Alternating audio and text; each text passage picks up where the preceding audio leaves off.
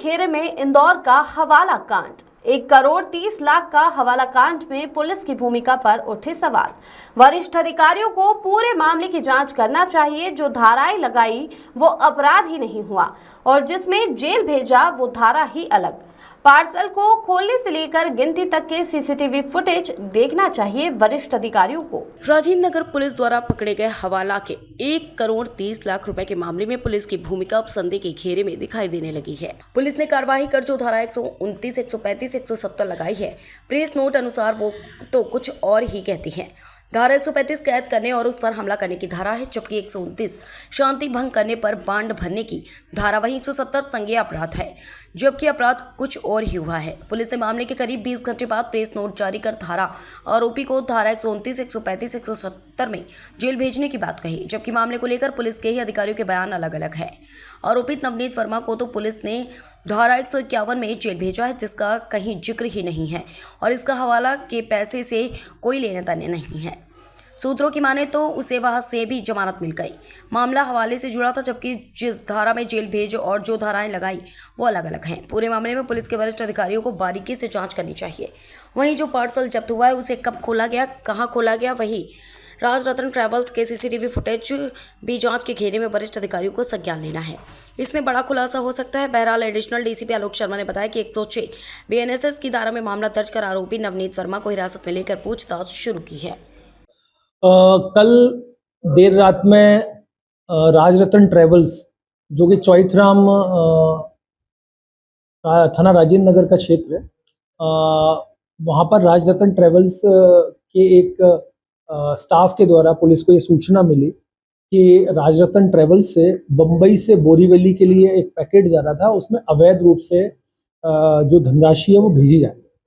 Police ने इस report की तस्दीक के लिए थाना प्रभारी राजेंद्र नगर नीरज बिरथरे और उनकी टीम घटना स्थल पर रवाना हुई और पुलिस के द्वारा राजरत्न ट्रैवल्स पहुंच करके जो पार्सल था जिसको भेजा जा रहा था उस पार्सल का मुआयना किया। इस पूरी प्रक्रिया की पुलिस ने वीडियोग्राफी करी और साथ ही साथ में इसका पंचनामा भी बनाया गया। और जब पुलिस ने उस पार्सल को चेक किया तो उस पार्सल में करीब 1,30,50,000 की धनराशि जो है वो उस पार्सल में पुलिस को प्राप्त हुई, जो बम्बई से बोरीवली भेजी जा रही थी। जिसके बाद में पुलिस के द्वारा जो ट्रैवल्स है राजरत्न ट्रैवल्स, वहाँ से पता किया गया कि ये राशि किसकी है और कहाँ भेजी जा रही है। तो उस पार्सल में एक फ़ोन नंबर था जिसके माध्यम से पुलिस को ये ज्ञात हुआ कि ये नवनीत वर्मा नाम के एक व्यक्ति की है और ये जो नवनीत वर्मा है वो इस पार्सल का ओनर है।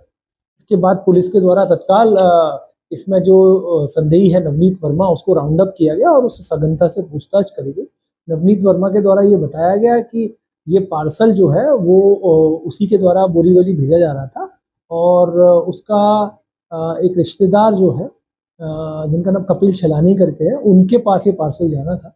क्योंकि ये इतनी अधिक धनराशि जो है वो विधिक रूप से इस तरीके से ट्रांसपोर्ट नहीं की जा सकती, तो पुलिस ने इस संबंध में 106 बीएनएसएस के तहत जो संपत्ति है वो क्राइम से लिंक्ड होने की संभावना में उस पूरी प्रॉपर्टी को सीज किया और सीज करने के बाद उसको सील किया। साथ ही साथ में वहाँ पर पंचनामा भी उसका बनाया।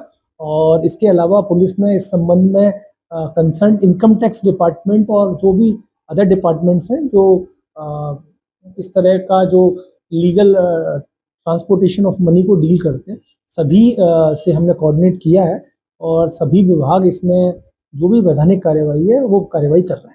सर, ये पैसा किसका था? नवनीत का ही पैसा था? इससे ये जो पैसा है वो नवनीत वर्मा नाम का एक शख्स है, उसके पास से पैसा जो है वो ट्रेवल्स के थ्रू भेजा जा रहा था और पुलिस इससे इस संबंध में इंटरोगेट भी कर रही है। और ये नवनीत वर्मा, इसका कोई बैकग्राउंड सामने है? क्या करता है, किस तरीके से? ये नवनीत वर्मा पहले टाइल्स का बिजनेस करता था और इसके बाद में ये जो है वो टाइल्स का बिजनेस अभी इसने करना बंद किया है और इसमें पुलिस को संभावना है कि ये पैसा हवाला से लिंक्ड हो सकता है। तो इस संबंध में जो पुलिस है वो इस संबंध में पूरा इंटरोगेशन कर रही है और इसमें जो भी आगे हमें एविडेंस मिलेंगे और जो भी इसमें आगे क्लूज पुलिस को मिलते हैं उसके आधार पर हम आगामी वैधानिक कार्रवाई करेंगे।